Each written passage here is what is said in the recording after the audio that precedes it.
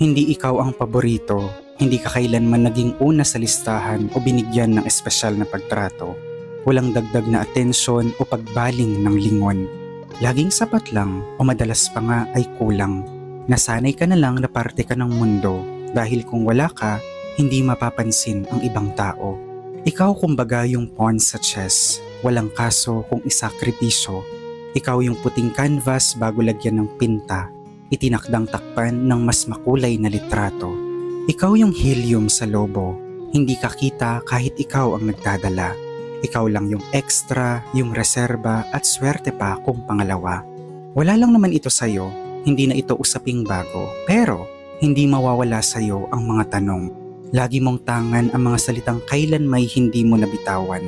Nakaimbak sa puso mo ang maraming beses nilang pagtanggi. Ang mga pagkakataong lagi kang inilalagay sa huli, ang paulit-ulit na pagpaparamdam nila sa iyong hindi kakasali. At kung bibilangin ang mga gabing kinaawaan mo ang iyong sarili, mapapagod sila sa pagbibilang. Hindi nila makikwenta ang mga luhang tinanggap ng iyong unan. Hindi nila kayang dakutin ang naipon mong dahilan kung bakit kailangan kang pahalagahan.